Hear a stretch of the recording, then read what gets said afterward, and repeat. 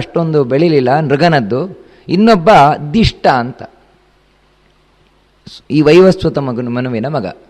ಈ ದಿಷ್ಟನ ವಂಶದಲ್ಲಿ ಒಬ್ಬ ಅತ್ಯಂತ ಪ್ರಖ್ಯಾತನಾದ ರಾಜ ಬಂದ. ಅವನೇ ಮರುತ್ತ ರಾಜ ಅಂತ.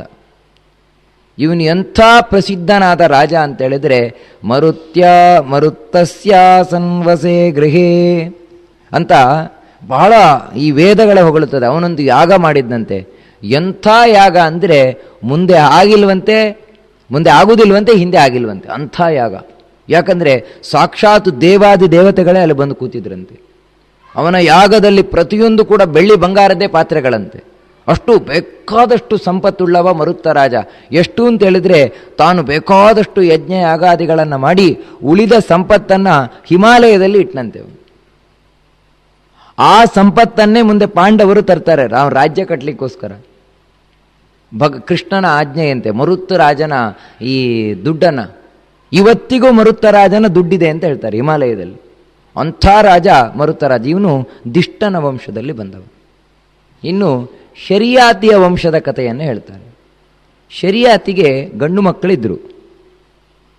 ಹೆಣ್ಣು ಮಗಳು ಒಬ್ಬಳಿದ್ಲು, ಅವಳೇ ಸುಕನ್ಯಾ ಅಂತ. ಒಮ್ಮೆ ಏನಾಯಿತು ಅಂತ ಹೇಳಿದ್ರೆ, ಆ ಸುಕನ್ಯಾ ತನ್ನ ಸಖಿಯರೊಟ್ಟಿಗೆ ತಾನು ಸಂಚಾರ ಮಾಡ್ತಾ ಇದ್ಲು ಉದ್ಯಾನವನದಲ್ಲಿ. ಮಾಡ್ತಾ ಇರಬೇಕಾದ್ರೆ ಅಲ್ಲೊಂದು ಹುತ್ತ ಇತ್ತು. ಆ ಹುತ್ತದಲ್ಲಿ ಬೆಳಗುವಂತಹ ಎರಡು ವಸ್ತುಗಳು ಕಾಣಿಸ್ತಾ ಇತ್ತು. ಬಹಳ ಪ್ರಕಾಶಮಾನವಾಗಿ ಬೆಳಗುತ್ತಾ ಇತ್ತು. ಇವಳಿಗೆ ಗೊತ್ತಾಗಲಿಲ್ಲ. ಇವಳು ಸಣ್ಣ ವಯಸ್ಸು ಹುಡುಗಾಟಿಗೆ ತಾನು ಒಂದು ಕಡ್ಡಿಯನ್ನು ತಗೊಂಡು ಆ ಬೆಳಗುತ್ತಾ ಇರುವಂತಹ ವಸ್ತುವಿಗೆ ಚುಚ್ಚಿದ್ಲು. ಚುಚ್ಚಿದ್ದೇ ತಡ ಹಾ ಅಂತ ಒಳಗಿನಿಂದ ಶಬ್ದ ಕೇಳಿಸ್ತು. ಅದು ಚವನ ಮಹರ್ಷಿ ತಪಸ್ಸಿ ಕೂತದ್ದು ಹುತ್ತದೊಳಗೆ. ಇವಳಾದರೂ ಶಬ್ದವನ್ನು ಕೇಳಿದ ತಡ ಓಡಿ ಬಂದ್ಲು, ಅರಮನೆಗೆ ಓಡಿ ಬಂದ್ಲು. ಏನಾಯಿತು ಏನೋ ಗೊತ್ತಿಲ್ಲ ಅಂತ. ಆದರೆ ಋಷಿಗೆ ಆ ರೀತಿ ನೋವನ್ನುಂಟು ಮಾಡಿದ್ದರಿಂದಾಗಿ ಈ ರಾಜನ ಅರಮನೆಯ ಎಲ್ಲ ಕುದುರೆಗಳ ಮಲಮೂತ್ರ ಬಂದು. ಯಾಕೆ, ಕಾರಣ ಏನು ಅಂತ ತಾನು ವಿಚಾರಿಸ್ತಾನೆ. ಯಾರಿಂದಲೂ ಏನೂ ಗೊತ್ತಾಗಲಿಲ್ಲ. ಕಡೆಗೆ ಸುಕನ್ಯೆ ತಾನೇ ಹೇಳ್ತಾಳಪ್ಪ, ಈ ರೀತಿ ನನಗೆ ಗೊತ್ತಾಗದೆ ನಾನು ಚುಚ್ಚಿಬಿಟ್ಟೆ, ಹಾ ಅಂತ ಶಬ್ದ ಕೇಳಿಸ್ತು ಅಂತ. ಕೂಡಲೇ ಆ ಶರಿಯಾತಿ ತಾನು ಓಡಿ ಹೋಗಿ ಕೇಳ್ತಾನೆ ಆ ಚವನನ ಬಳಿ, ಸ್ವಾಮಿ ನನ್ನ ಅಪರಾಧವನ್ನು ಕ್ಷಮಿಸಬೇಕು, ನನ್ನ ಮಗಳು ಗೊತ್ತಾಗದೆ ಈ ರೀತಿ ಮಾಡಿಬಿಟ್ಲು ಅಂತ. ಅದಕ್ಕೆ ಚವನ ಹೇಳ್ತಾನೆ, ಅದಕ್ಕೆ ಪ್ರಾಯಶ್ಚಿತ್ತವಾಗಿ ನಿನ್ನ ಮಗಳನ್ನು ನಾನು ಕೊಟ್ಟು ಮದುವೆ ಮಾಡು ಅಂತ ಹೇಳ್ತಾನೆ. ಹಣ್ಣು ಮುದುಕ ಆ ಪುಟ್ಟ ಹುಡುಗಿಯನ್ನು ಕೊಟ್ಟು ಮದುವೆ ಮಾಡು ಅಂತ ಯೋಚನೆ ಮಾಡಲಿಲ್ಲ ಶರಿಯಾತಿ. ತನ್ನ ಮಗಳನ್ನು ಮದುವೆ ಮಾಡಿಕೊಟ್ಟ ಚವನನಿಗೆ. ಆ ಸುಕನ್ಯೆಯಾದರೂ ತಾನು ಬಹಳ ಶ್ರದ್ಧಾಭಕ್ತಿಯಿಂದ ಈ ಚವನನ ಸೇವೆಯನ್ನು ಮಾಡ್ಕೊಂಡಿರ್ತಾ ಇದ್ಲಂತೆ. ಮುಂದೆ ಅಶ್ವಿನಿ ದೇವತೆಗಳು ಅವನ ಆಶ್ರಮಕ್ಕೆ ಬರ್ತಾರೆ, ಚವನನ ಆಶ್ರಮಕ್ಕೆ. ಆಗ ಚವನ ಮಹರ್ಷಿ ಅವರ ಬಳಿ ಪ್ರಾರ್ಥನೆ ಮಾಡ್ತಾನೆ, ನನಗೆ ಮತ್ತೆ ಯೌವನವನ್ನು ಕೊಡಬೇಕು ನೀವು ಅಂತ. ಯಾಕಂದರೆ ಅವರು ದೇವತೆಗಳ ವೈದ್ಯರು, ಅಶ್ವಿನಿ ದೇವತೆಗಳು. ನೀವು ಮತ್ತೆ ನನಗೆ ಯೌವನವನ್ನು ಕೊಡಬೇಕು ಅಂತ ಪ್ರಾರ್ಥನೆ ಮಾಡಿಕೊಂಡಾಗ ಅಶ್ವನ ದೇವತೆ ಹೇಳ್ತಾರೆ, ಆಯಿತು ಯೌವನವೇನವನ್ನು ಕೊಡ್ತೇವೆ ನಾವು, ಆದರೆ ಅದಕ್ಕೆ ಪ್ರತಿಯಾಗಿ ಸೋಮಯಾಗದಲ್ಲಿ ನಮಗೆ ಆಹುತಿಯನ್ನು ಕೊಡಬೇಕು ಅಂತ ಹೇಳ್ತಾರೆ. ಸೋಮಯಾಗ ಅಂತ ಮಾಡ್ತಾ ಇದ್ರು ಹಿಂದೆ. ಅಲ್ಲಿ ಸೋಮರಸವನ್ನು ಆಹುತಿ ಕೊಡ್ಲಿಕ್ಕೆ ಉಂಟು. ಸೋಮಲತೆ ಅಂತ ಒಂದು ಸಿಗ್ತದೆ, ಸೋಮ ಬಳ್ಳಿ ಅಂತ, ಹಿಮಾಲಯದಲ್ಲಿ ಮಾತ್ರ ಸಿಗುವಂಥದ್ದು. ಅದೊಂದು ವಿಶೇಷವಾದ ಬಳ್ಳಿ. ಅದು ಯಾವ ರೀತಿ ಅಂದರೆ, ಅದಕ್ಕೆ ಹುಣ್ಣಿಮೆಯ ದಿನ 15 ಎಲೆ ಇರುತ್ತೆ, ಮತ್ತು ಒಂದೊಂದೇ ಎಲೆ ಕಮ್ಮಿ ಆಗ್ತಾ ಅಮಾವಾಸ್ಯೆ ದಿನ 1 ಎಲೆ ಇರೋಲ್ಲ, ಮತ್ತು ಶುಕ್ಲ ಪಕ್ಷದ ಪಾಡ್ಯದಲ್ಲಿ 1 ಎಲೆ, ಬಿದಿಗೆ ದಿನ 2 ಎಲೆ. ಈ ರೀತಿ ಒಂದು ವಿಶೇಷವಾದ ಬಳ್ಳಿ. ಅದರ ರಸವನ್ನು ಹಿಂದೆ ಋಷಿಮುನಿಗಳು, ಅದಕ್ಕೆಲ್ಲ ಮಂತ್ರ ಇದೆ, ಅದೇ ಪವಮಾನ ಮಂತ್ರಗಳು, ಅದನ್ನು ಹಿಂಡಿ ಆ ರಸವನ್ನು ತೆಗೆದು ಅದನ್ನು ಸೋಮಯಾಗ ಮಾಡಿ ನಂತರ ಪಾನ ಮಾಡ್ತಾ ಇದ್ರು. ಆ ಸೋಮಪಾನ ಮಾಡುವುದರಿಂದ ಅವರಿಗೆ ಆರೋಗ್ಯ, ಆಯುಷ್ಯ, ಭಗವಂತನ ಜ್ಞಾನ ಮುಂತಾದ ಅನೇಕ ಸಿದ್ಧಿಗಳು ಲಭಿಸ್ತಾ ಇದ್ದವು. ಅಂತಹ ಸೋಮಯಾಗದಲ್ಲಿ 100 ದೇವತೆಗಳಿಗೆ ಮಾತ್ರ ಆಹುತಿ ಕೊಡುವುದು. ಅದು ಎಂಥ ದೇವತೆಗಳು ಅಂದರೆ ವಿಶಿಷ್ಟವಾದ ದೇವತೆಗಳು. ಅವರಿಗೆ ಹೆಸರೇ ಸೋಮಪಾನಾರ್ಹ ದೇವತೆಗಳು ಅಂತ.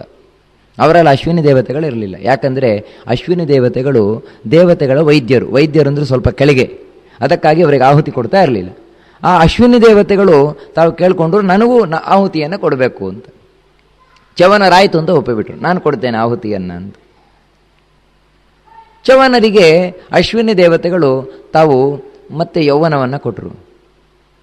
ಇವಳಿಗೆ ಈ ಸುಕನ್ಯೆಗೆ ನೀನು ಸರೋವರದಲ್ಲಿ ಸ್ನಾನ ಮಾಡಿ ಬಾ, ಮತ್ತೆ ಚಿರಯೌವನವನ್ನು ಪಡಿತೀಯಾ ಅಂತ ಸರೋವರದಲ್ಲಿ ಸ್ನಾನ ಮಾಡಿ ಬರಲಿಕ್ಕೆ ಹೇಳ್ತಾರೆ. ಅವಳು ಸ್ನಾನ ಮಾಡಿ ಮೇಲೆ ಬರ್ತಾಳೆ. 3 ಮಂದಿ ಚವನರು ಕಾಣಿಸ್ತಾ ಇದ್ದಾಳೆ ಅವಳಿಗೆ. ಯಾರು ನಿಜವಾದ ತನ್ನ ಗಂಡ ಗೊತ್ತಾಗದೆ ತಾನು ಅಶ್ವಿನಿ ದೇವತೆಗಳ ಹತ್ರ ಪ್ರಾರ್ಥನೆ ಮಾಡಿದಾಗ ಅಶ್ವಿನಿ ದೇವತೆಗಳು ಬಹಳ ಸಂತೋಷಪಟ್ಟರು. ಅಂದರೆ ನಿನಗೆ ಪತಿಯಲ್ಲಿ ಎಷ್ಟು ಭಕ್ತಿ ಇದೆ ಅಂತ ಅವರು ಅನುಗ್ರಹವನ್ನು ಮಾಡಿ ಮತ್ತೆ ನಿಜವಾದ ಚವನನನ್ನು ತೋರಿಸಿದರು. ನಂತರ ಇವಳು ಆ ಯುವಕನಾದಂತಹ ಚವನನೊಂದಿಗೆ ಬಹಳಷ್ಟು ಆನಂದವಾಗಿ ಕಾಲ ಕಳೆದಳು. ಒಮ್ಮೆ ಶರಿಯಾತಿ ತನ್ನ ಮಗಳನ್ನು ನೋಡಬೇಕು ಅಂತ ಆಶ್ರಮಕ್ಕೆ ಬರ್ತಾನೆ. ತನ್ನ ಮಗಳು ಯಾವನೋ ಒಬ್ಬ ಯುವಕನೊಟ್ಟಿಗೆ ಕೂತ್ಕೊಂಡಿದ್ದಾಳೆ. ಬಹಳ ಸಿಟ್ಟು ಬಂತು. ಸಿಟ್ಟಿನಿಂದ, ನೋಡು, ಯಾವತ್ತು ಗಂಡ ಹೇಗಿದ್ರೂ ಕೂಡ ಪತಿಯ ಶುಶ್ರೂಷೆಯನ್ನು ಮಾಡುವುದು ಬಿಟ್ಟು ಯಾವನೋ ಯುವಕನೊಟ್ಟಿಗೆ ಇದೆಯಲ್ವಾ ಅಂತ ಬೈದಾಗ ಹೇಳ್ತಾಳೆ, ಇಲ್ಲ, ನನ್ನ ಪತಿಯೊಟ್ಟಿಗೆ ನಾನಿರುವಂಥದ್ದು. ಅಶ್ವಿನಿ ದೇವತೆಗಳ ಅನುಗ್ರಹದಿಂದ ಮತ್ತೆ ಯೌವನವನ್ನು ಪಡೆದಿದ್ದಾರೆ ಚವನ ಋಷಿಗಳು ಅಂತ ಎಲ್ಲ ತಿಳಿಸಿದಾಗ ಬಹಳ ಆನಂದ ಆಯಿತು. ಮುಂದೆ ಸೋಮಯಾಗವನ್ನು ಮಾಡ್ತಾನೆ. ಆ ಸೋಮಯಾಗದಲ್ಲಿ ಪ್ರಥಮ ಬಾರಿಗೆ ಅಶ್ವಿನಿ ದೇವತೆಗಳಿಗೆ ಆಹುತಿ ಕೊಡ್ಲಿಕ್ಕೆ ಸಿದ್ಧನಾದಾಗ ಇಂದ್ರ ಬಂದು ತಡಿತಾನೆ, ಕೊಟ್ಟರೆ ಜಾಗ್ರತೆ ಅಂತ. ಯಾಕಂದರೆ ಇಲ್ಲಿಯವರೆಗೆ ಸೋಮಯಾಗದಲ್ಲಿ ಇಂದ್ರನಿಗೆ ಈ ಅಶ್ವಿನಿ ದೇವತೆಗಳಿಗೆ ಆಹುತಿ ಕೊಟ್ಟದ್ದಿಲ್ಲ. ನೀನು ಕೊಟ್ಟೆ ಅಂತ ಹೇಳಿದ್ರೆ ನಿನ್ನ ಕೈಯನ್ನು ತುಂಡು ಮಾಡಿಬಿಡ್ತೇನೆ ಅಂತ ಹೇಳ್ತಾರೆ. ಆಯಿತು, ಮಾಡು ನೋಡೋಣ ಅಂತ ಚವನರು ತಾವು ಆಹುತಿ ಕೊಡ್ಲಿಕ್ಕೆ ಸಿದ್ಧ ಆದರು. ಇಂದ್ರ ತನ್ನ ವಜ್ರಾಯುಧವನ್ನು ಮೇಲೆತ್ತಿದ. ಚವನರು ಅಲ್ಲಿ ಅದನ್ನು ಸ್ತಂಭನ ಮಾಡಿಬಿಟ್ರು. ಆಹುತಿ ಕೊಟ್ಟೇ ಬಿಟ್ರು ಚವನರು. ಮತ್ತೆ ಇಂದ್ರ ತಾನು ಆಯಿತು, ಇವತ್ತಿನಿಂದ ಅಶ್ವಿನಿ ದೇವತೆಗಳು ಕೂಡ ಸೋಮಯಾಗದಲ್ಲಿ ಆಹುತಿ ಸಿಗುವಂತೆ ಆಗಲಿ ಅಂತ ಅವತ್ತಿನಿಂದ ಅಶ್ವಿನಿ ದೇವತೆಗಳಿಗೆ ಆಹುತಿ ಸಿಗಲಿಕ್ಕೆ ಪ್ರಾರಂಭ ಆಯಿತು ಅಂತ. ಈ ರೀತಿ ಅಶ್ವಿನಿ ದೇವತೆಗಳ ಅನುಗ್ರಹದಿಂದ ಮತ್ತೆ ನವಯೌವನವನ್ನು ಪಡೆದಿರುವಂಥವ ಈ ಚವನ. ಆ ಚವನನ ಮಗಳಾದಂತಹ ಸುಕನ್ಯೆ ಏನಿದ್ದಾಳೆ ಅವಳು ಈ ಶರಿಯಾತಿಯ ಮಗಳು ಅಂತ ಹೇಳ್ತಾರೆ. ನಿಜವಾಗಿಯೂ ಕೂಡ ಈ ಕಥೆ ಏನಿದೆ ಇದನ್ನು ಊಟ ಆದಮೇಲೆ ಸ್ಮರಣೆ ಮಾಡಿಕೊಳ್ಬೇಕಂತೆ. ಊಟ ಆದಮೇಲೆ ಸ್ಮರಣೆಯನ್ನು ಮಾಡ್ತಾ ಕಣ್ಣನ್ನು ತಿಕ್ಕಿಕೊಳ್ಬೇಕಂತೆ. ಕೈಯನ್ನೇನು ತೊಳ್ಕೊಳ್ತೇವೆ, ಕೈ ತೊಳ್ಕೊಂಡು ಕೂಡಲೇ ಕಣ್ಣನ್ನು ತಿಕ್ಕಿಕೊಂಡೆ ಅವನಿಗೆ ಕಣ್ಣಿನ ರೋಗ ಬರುವುದಿಲ್ಲ ಅಂತ ಹೇಳ್ತದೆ. ತಸ್ಯ ಚಕ್ಷುರ್ನರಿಷ್ಯತೆ ಅಂತ ಹೇಳ್ತಾರೆ. ಮುಂದೆ ಈ ಶರಿಯಾತಿ